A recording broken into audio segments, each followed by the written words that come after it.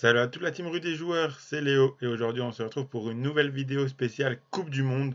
Donc Axel et Sylvain ont déjà fait d'autres vidéos sur la France ou sur les potentiels favoris. Si vous ne les avez pas encore vus, je vous laisse aller checker tout ça à la fin de cette vidéo. Aujourd'hui, on se retrouve pour discuter des potentiels finalistes.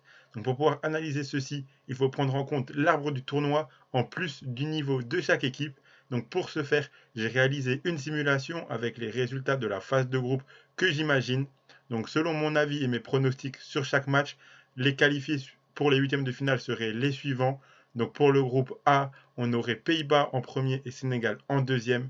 Pour le groupe B, pardon, Angleterre en premier et États-Unis en deuxième. Pour le groupe C, Argentine premier, Pologne deuxième. Pour le groupe D, la France serait première et le Danemark deuxième. Pour le groupe E, Allemagne première et Espagne deuxième. Pour le groupe F, Belgique premier et Croatie deuxième. Pour le groupe G, le Brésil premier et le Cameroun deuxième. Et pour le groupe H, le Portugal serait premier et l'Uruguay serait deuxième. Donc avec ces classements-là sur les différents groupes, on aurait donc les huitièmes de finale suivants. Donc à chaque fois, j'ai mis le résultat que j'imagine au bout des 90 minutes. Donc on aurait tout d'abord un Argentine-Danemark, où j'imagine l'Argentine se qualifier. On aurait ensuite un Pays-Bas-États-Unis, où j'imagine aussi les Pays-Bas se qualifier. On aurait un très beau Angleterre-Sénégal. Je pense que les Anglais sont capables de battre les Sénégalais. On aura ensuite un France-Pologne, pour moi un match accessible pour l'équipe de France.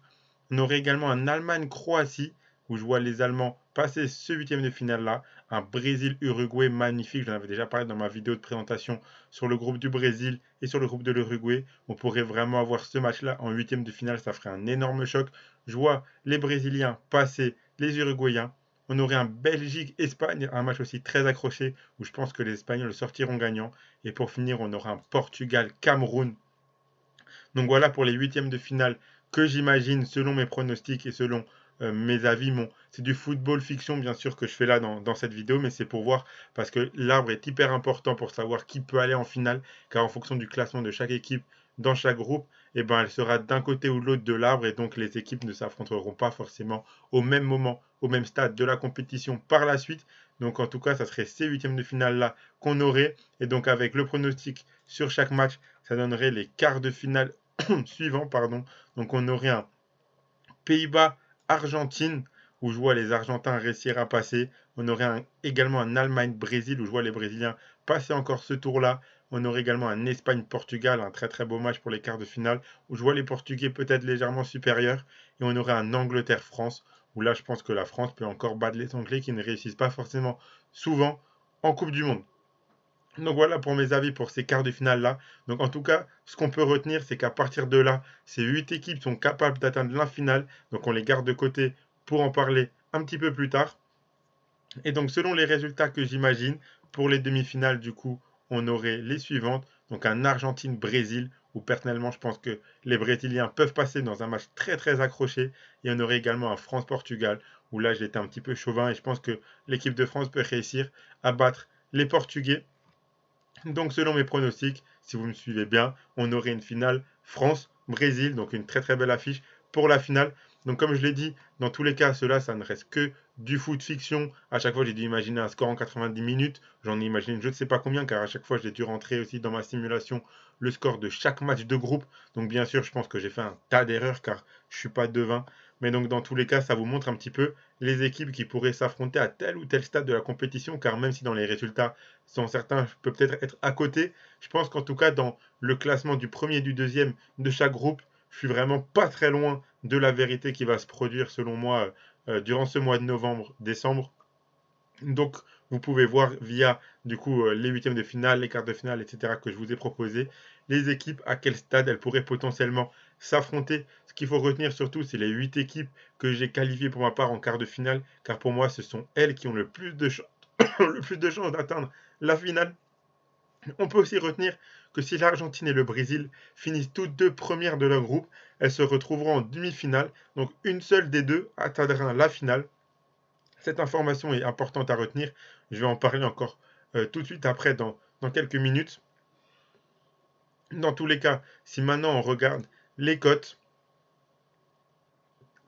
on peut voir que pour les cotes, donc on a le Brésil pour atteindre la finale qui est cotée aux alentours de 3,25. On a l'Argentine qui est à 4,50, la France à 3,75 et l'Espagne à 5. Le Portugal est coté aux alentours de 6.